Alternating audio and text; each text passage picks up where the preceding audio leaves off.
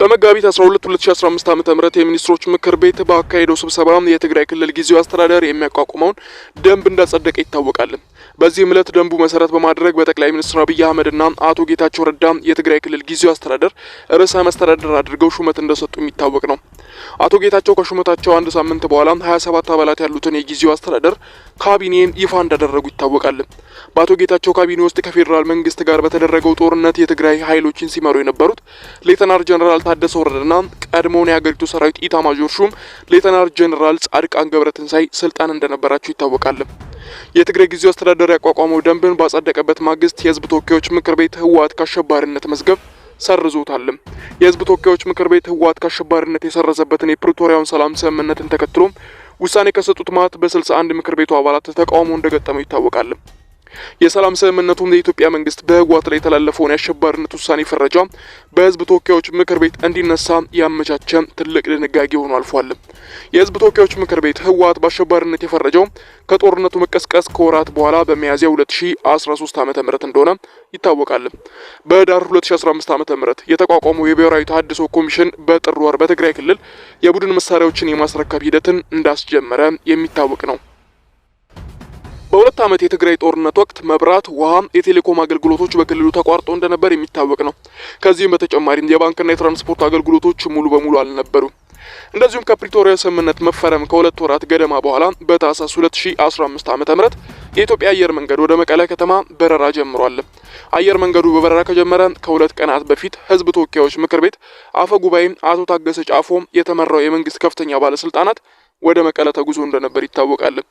ከአየር ትራንስፖርት በተጨማሪ ከሁለት ዓመታት በኋላ ተቋም የነበሩት ኤሌክትሪክ፣ የስልክ እንደዚሁም የባንክ አገልግሎቶች በዚሁ ሰሞን ዳግም ስራ ጀምረዋል። የኢትዮጵያ አየር መንገድ በረራ ዳግም በተጀመረበት ታህሳስ 20 2015 ዓ.ም የፌዴራል ፖሊስ ወደ ትግራይ ክልል ዋና ከተማ ገብቶ ነበር።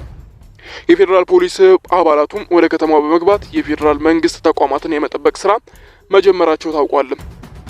ከእርስ በርስ ጦርነትና ከፕሪቶሪያዊ ሰላም ስምምነት በኋላ ጠቅላይ ሚኒስትር አብይ አህመድ ለመጀመሪያ ጊዜ ከህወሓት አመራሮች ጋር በደቡብ ምዕራብ ክልል ዳውሮ ዞን ሀላላ ኬላ ሪዞርት ጥር 26 2015 ዓ.ም መገናኘታቸው ይታወቃል።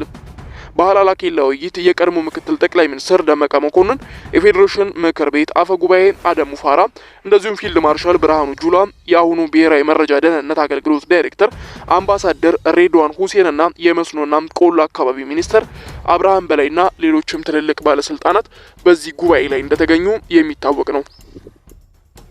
የዶክተር ደብረጽዮን ክንፍ በበኩሉ በዚህ ሳምንት አጋማሽ ባወጣው መግለጫ ትግራይ ውስጥ የተጀመረውን ህግና ስርዓትን የማስከበር ስራ የተጀመረውን ሰላም ስምምነት ተግባር ይበልጥ የሚያጠናክረው ነው ሲሉ ተደምጠዋል። በትግራይ ክልል ያለው ሁኔታ ከአንጻራዊ ሰላም እንዴት ወደዚህ ቀውስ ሊሸጋገር ቻለ? ከፕሪቶሪያው ሰላም ስምምነት ወዲህ የነበሩ ቁልፍ ክስተቶች ምን ምንድናቸው? የሚሉትን ልንመለከት ነው። ለሁለት ዓመታት የቆየው ደም አፋሳሽ የትግራይ ጦርነት ያስቆመው በዘላቂነት ግጭትን የማስቆም ስምምነት የተደረሰው ከሁለት ዓመት 5 ወራት በፊት በጥቅምት 23 2015 ዓ.ም እንደሆነ ይታወቃል። የፌዴራል መንግስትና ህወሓት ስምምነት ላይ ከመድረሳቸው በፊት ለ10 ቀናት ያክል ትልቅ የድርድር መድረክ ላይ ነበሩ። በድርድሩ ማብቂያ ላይ በተፈረመው ባለው ባለ 12 ነጥብ ስምምነት ሁለቱ ወገኖች ከሀገሪቱ መኖር ያለበትን የጦር ኃይል አንድ በመሆኑና የህወሓት ኃይል ትጥቅ እንዲፈታ ተስማምቶ ተጠናቋል። ከዚህም በተጨማሪም በትግራይ ክልል ምርጫ እስከሚካሄድ ድረስ ሁለቱም አካላት ጊዜያዊ አስተዳደር እንደሚቋቋምና በጦርነቱ ወቅትም ለተፈጸሙ ወንጀሎች የመብት ጥሰቶች ደግሞ በሽግግር ፍትህ እንደሚታይ ስምምነት ላይ ተደርሷል። ከፕሪቶሪያ ስምምነት መፈረም 10 ቀናት በኋላ ህዳር 3 2015 ዓ.ም የመንግስትና የህወሓት ወታደራዊ አዛዦች ደቡብ አፍሪካ ላይ የተፈረመውን ግጭት የማስቆም ስምምነት ዝርዝር ጉዳዮች ላይ ተመክረዋል። ከስምምነቱ በፊት ወታደሮች አዛዦች በናይሮቢ ለ5 ቀናት ንግግር ያደረጉ ሲሆን ይህም ፕሪቶሪያ ላይ የተፈረመውን አጠቃላይ ስምምነት ተግባራዊ በሚደረግበት ንግግር ዙሪያ የሚካሄድ እንደነበር ይታወቃል። ይህም ስምምነት ያልተገደበ ሰብአዊ እርዳታ አቅርቦቶች በትግራይ እንዲደረግ ትልቅ ሚና የተጫወተ ሆኖ አልፏል።